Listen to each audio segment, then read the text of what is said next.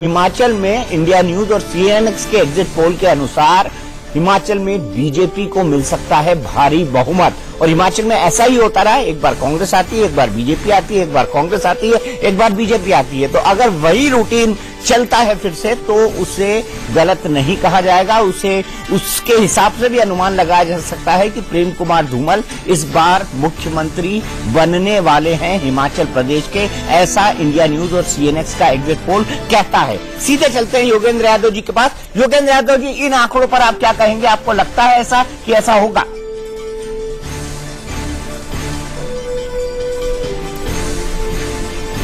जैसा अंचल ने भी कहा था, ये बहुत ही स्टैंडर्ड सा पैटर्न हिमाचल का रहा है। एक बार कांग्रेस, एक बार बीजेपी। तो इस बार बीजेपी का नंबर ही था जितना आप दिखा रहे हैं।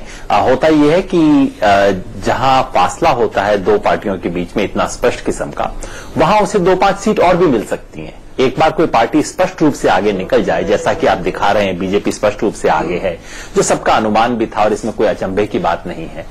लीड कितनी होगी? आप कह रहे हैं कोई 40-45 के करीब सीट आप बता रहे हैं, 44 से 50 के बीच में। लेकिन जब एक तरफा चुनाव हो जाता है तो उससे ऊपर भी बढ़ सकता है। तो उसके बारे में कोई ज्यादा बहस की बात ही नहीं। मैं समझता हूं इसके बारे में किसी भी पर्यवेक्षक की ना तो कोई दो राय होंगी, ना ही हिमाचल को लेकर उस तरह की कोई उत्सुकता थी, क्योंकि वहां कोई सस्पेंस कोई खास था नहीं। ठीक है योगेंद्र जी, आपका बहुत बहुत शुक्रिया हमसे जुड़ने के लिए। सीधे मैं चलता हूं सुदेश के पास और चरण सिंह सप्रा जी के पास। सुदेश, खुश तो बहुत होंगे आप? दीपक जी, कहीं से भी हमें डाउट नहीं था कि हम गुजरात नहीं जीतेंगे। हम जीत के लिए तो बहुत कॉन्फिडेंट थे, बट लेकिन हमारा जो आंकड़ा है, जो हमने प्रोजेक्ट किया है कि 150 के करीब आना चाहिए, देखना है कि वहां पहुंच पाते हैं कि नहीं। आपके आंकड़े के मुताबिक 2/3 मेजोरिटी तो हमें मिल ही चुका है गुजरात, और हिमाचल में 3/4 मेजोरिटी, जो सम्मानित है, सम्मानजनक है। लेकिन फिर भी जो गुजरात का हमारा टारगेट है, हम देखना चाहेंगे वहां पहुंचते हैं कि नहीं। तो हम तो चाहेंगे कि आपके आंकड़े में थोड़ी सी गड़बड़ी हो, जिससे हम वहां तक पहुंच पाए। सुदेश, कोई बात नहीं, अब तो 18 तारीख तक का इंतजार है। आप भी यही हैं, मैं भी यही हूं, हम देखेंगे। लेकिन चरण सिंह सप्रा साहब का क्या रिएक्शन है इन आंकड़ों को देखकर? सप्रा साहब, आपका क्या रिएक्शन है? देखिए, ऐसा है कि जहां तक गुजरात का सवाल है, मैंने खुद देखा, मैं वहां पर 16-17 दिन था।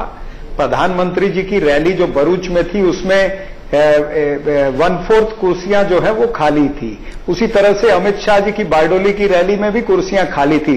जब रैली की कुर्सियां खाली थी तो सदन की कुर्सियां जो 150 ये भरना चाहते हैं, वो 150 कैसे भरेंगी? भाई साहब, ये चुनाव जो है, ये किसानों ने चुनाव लड़ा है, ये नौजवानों ने चुनाव लड़ा है, ये उन उद्योगपति जो छोटे स्मॉल ट्रेडर्स हैं, उन्होंने ये चुनाव लड़ा है। तो मुझे नहीं लगता कि गुजरात में भारतीय जनता पार्टी की किसी प्रकार से सत्ता बन सकेगी। 18 तारीख बहुत दूर नहीं है। और आपके आंकड़ों पे भी मैं कोई बहुत ज्यादा उसमें, जैसे योगेंद्र जी ने ठीक कहा कि हमको इस पे ज्यादा बहस नहीं करनी चाहिए, हम केवल आकलन कर सकते हैं इसमें।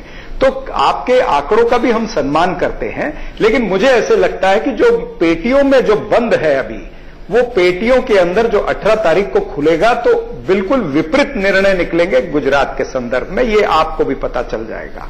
चलिए, आप पेटियां बोल रहे हैं, मैं कहूंगा ईवीएम, जिसको लेकर कभी कभी दिक्कत हो जाती है, कभी कांग्रेस को हो जाती है, कभी बीजेपी को हो जाती है। लेकिन अब ईवीएम में ये पूरी संभावना बंद है। ईवीएम क्या निकलेगा ये हम 18 तारीख को देखेंगे। लेकिन फिलहाल हमारा ये मानना है कि सीएनएक्स और इंडिया न्यूज का ये पोल पूरी तरह से ऑथेंटिक है, क्योंकि हमारा जो सैंपल साइज है वो काफी बड़ा है, काफी बड़ा सैंपल साइज है हमारा। 10,000 से ऊपर का सैंपल साइज हमारा गुजरात में है, और लगभग, क्योंकि गुजरात एक बड़ा स्टेट है, उसके मुकाबले में लगभग 3,000 का सैंपल साइज जो है वो हमारा हिमाचल प्रदेश के अंदर है। आंचल, मुझे अब आप बताइए, आपको क्या लगता है गुजरात के नतीजों को देखकर?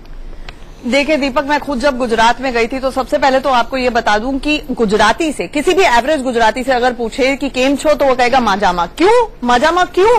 तो वो बस माजामा ही है उसकी जिंदगी। तो कुल मिला के एक एवरेज इंजॉइंग गुजराती, जो कि बहुत समर्थ है, जो बड़ा नॉर्मल जीवन जी रहा है, उसको उसकी दिशा से भटका पाना बहुत मुश्किल होता है। लेकिन ये भी सच है कि गुजरात में बड़ी पोलराइज वोटिंग हमेशा से रही है।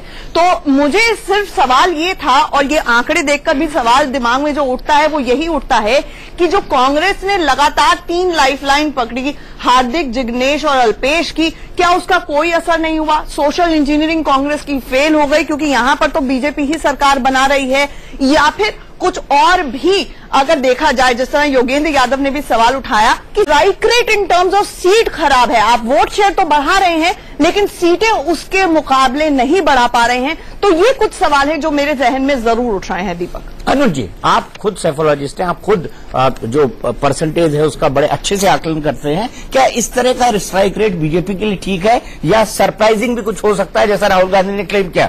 आप अपने कैलकुलेशन के आधार पर मुझे बताइए। दीपक जी, जो योगेंद्र जी ने कहा वो बिल्कुल बात सही है कि बीजेपी को शहरों में अधिक वोट मिलते हैं। जैसे कि मैंने सुबह प्रोग्राम में भी कहा था और 9 तारीख को भी कहा था कि सूरत जिले में पिछले विधानसभा चुनाव में बीजेपी की लीड कांग्रेस पर 23% वोटों की थी और अहमदाबाद में 25% वोटों की थी। शहरी क्षेत्रों में वो शायद 30% तक हुई होगी। लेकिन ये भी संभव है कि यदि बीजेपी के खिलाफ किसानों में रोष अधिक था तो किसानों वाली बेल्ट में यानी ग्रामीण क्षेत्रों में कांग्रेस को वोट अधिक मिल रहे हैं और सीटें कम मिल रही हैं क्योंकि कॉन्स्टिट्यूंसी बड़ी हो जाती साइज में। 2.5% वोटों के अंतर पर सीटों का इतना अंतर नहीं होना चाहिए। लेकिन सरप्राइजेस हमेशा होते हैं क्योंकि एक बार हमने कर्नाटक में देखा कि वोट कांग्रेस के ज्यादा थे, सीटें बीजेपी की ज्यादा थी। वो इसलिए हो सकता है कि बीजेपी शायद वहां की सभी सीटों पर बराबरी से नहीं लड़ी होगी, कुछ खास क्षेत्रों में ज्यादा बराबरी से लड़ी होगी। सरप्राइजेस हमेशा हो सकते हैं। लेकिन सुबह जब आपके रिपोर्टर्स विभिन्न बूथों पे लोगों से बात कर रहे थे तो मुझे पहली बार तब एहसास हुआ पिछले 15 दिनों में कि बीजेपी चुनाव जीत रही है। मैं आपको अपना एग्जांपल बताता हूं। मैंने लगभग 4 जगह अपने शो किए, लाइव शो, और मैं चाय की दुकान पर चला जाता था और चाय पर चर्चा करता था लगभग आधे घंटे की। अगर वहां पर 10 लोग खड़े होते थे तो मुश्किल से एक आदमी ऐसा मिलता था अहमदाबाद और वडोदरा के अंदर जो ये कहता था कि मैं हार्दिक के फेवर में हूं, या मैं हार्दिक को वोट करूंगा, या मैं कांग्रेस को वोट करूंगा। तो ये शार्प डिवीजन वहां पर दिखाई देता है। और जब आप ग्राउंड पे भी बात करने जाते हैं तो बीजेपी का सपोर्टर बड़ा वोकल है, खुलकर बोलता है कि मैं मोदी जी के साथ हूं, मैं विकास के साथ हूं, मैं इसके साथ हूं, मुझे ये चीज अच्छी लगती है। वो हमारे बड़ा प्रधान है जो वहां पे कहा जाता है लोकल लैंग्वेज के अंदर, प्रधानमंत्री को बड़ा प्रधान कहा जाता है। तो ये अंतर तो बड़ा ऑब्वियस सा था। और जो जगह हमने देखी उसमें मुझे सिर्फ एक में आश्चर्य लगा, जहां पर 10 में से 7 लोग बीजेपी के समर्थक थे और 3 लोग हार्दिक के, जो हार्दिक का गांव था। स्मिता, मैं आपसे जानना चाहूंगा कि इन आंकड़ों को देखने के बाद आपको क्या महसूस होता है, क्या लगता है कि क्या भारतीय जनता पार्टी जो 150 से कम नहीं, 150 तय है, वो बात करती थी, उसको इन रिजल्ट्स को डिफेंड करने में थोड़ा सा तकलीफ होगी? नहीं, ठीक है। अब बीजेपी ने, चूंकि मैं मानती हूं कि टारगेट ही इतना एम्बिशियस तय कर रखा था, 182 के सदन में 150 सीटों का डिक्लेयर करना कि हम जीतेंगे, ये एक बहुत ही दुस्साहसी और ऑडेशियस एक एम्बिशन है, एक टारगेट है। तो इतना बड़ा लक्ष्य लेकर आप चलेंगे, और हम और आप इस बात को लगातार फॉलो करते रहे हैं कि ये दूसरे गुजरात के चुनावों के मुकाबले एक थोड़ा सा हॉटली कंटेस्टेड चुनाव था, बहुत बराबरी, कोई डाउट नहीं। इसका ये मतलब नहीं है कि पिछले चुनावों में कांग्रेस के वोट नहीं रहे हैं। 39-40% तक जो कांग्रेस का वोटर है वो तो उसके समर्थन में पहले भी रहा है। लेकिन फिर भी मैं मानती हूं कि 150 का टारगेट एक बहुत ही एम्बिशियस टारगेट है, और उसके करीब नहीं लेकिन 130 के ऊपर भी बीजेपी का आंकड़ा आता है, क्योंकि चुनाव में जब समर्थन के लिए वोटर तय कर लेता है तो वो जो आंकड़ा है वो कहीं तक जा सकता है, एक बार उसका मन बन जाए। मैं एक बात जरूर जोड़ना चाहूंगी दीपक जी, कि बीजेपी के लिए यह राहत की बात हो या खुशी की बात हो या जो भी उनका एक्सप्रेशन हो, कांग्रेस के लिए आज बहुत चिंता की बात है, क्योंकि कांग्रेस 6 महीने से गुजरात में हल्ला मचा रही थी कि लोग बहुत नाराज हैं।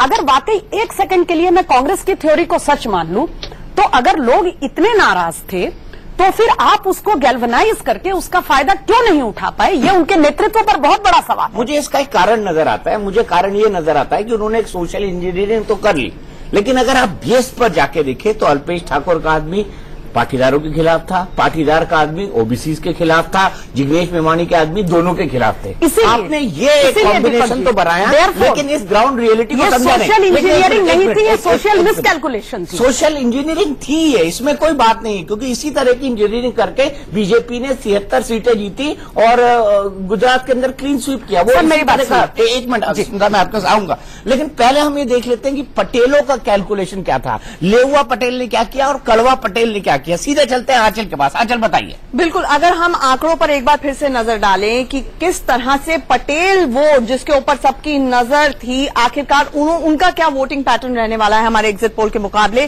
तो आपको ये बता दूं कि बीजेपी को इस बार हमारे सर्वे के मुताबिक 45.10%, 45.10% लोग जो हैं वो कड़वा पटेल हैं, वो वोट देने जा रहे हैं। और कांग्रेस को यहां पर आप देखिए, कांग्रेस के लिए उछाल है कि 52%, बल्कि 52 क्यों 53% ही माना जाएगा, क्योंकि 52.90% जो है वो जो कड़वा पटेल है वो कांग्रेस को वोट दे रहे हैं। और कड़वा पटेल, अगर मैं गलत नहीं हूं तो 80% ने 2012 में वोट किया था बीजेपी को। ये कोर कॉन्स्टिट्यूएंसी बीजेपी की है। और वहीं लेउआ पटेल की बात करें तो 47.35% जो है वो बीजेपी को वोट देने जा रहे हैं, जबकि 39.42% हैं जो कांग्रेस को वोट देने जा रहे हैं, और अदर्स को वोट देने जा रहे हैं 13%। यानी कि अगर कुल मिलाकर देखा जाए तो यहां पर पटेलों में जरूर बीजेपी को जो वोटिंग परसेंटेज है वो कम है बनस्पत कांग्रेस के। कांग्रेस का बहुत बड़ा पटेल कॉन्स्टिट्यूएंसी में क्या यह हार्दिक फैक्टर है माना जाए तो उछाल यहां पर नजर आ रहा है। तो हमारे साथ रेशमा पटेल हैं। रेशमा पटेल वो नेता हैं जो हार्दिक को छोड़कर बीजेपी के खेमे में आ गई थी। रेशमा बहन, आपका बहुत बहुत स्वागत है। मैं आपके पास सीधे आऊंगा, लेकिन इस छोटे से ब्रेक के बाद जाइएगा मत, हमारे पास पूरा विश्लेषण है। सौराष्ट्र में क्या हुआ, कच्छ में क्या हुआ, मध्य गुजरात में क्या हुआ, उत्तर गुजरात में क्या हुआ और हिमाचल के बाकी इलाकों में क्या कुछ हुआ, इस पर हमारा विश्लेषण जारी रहेगा। इस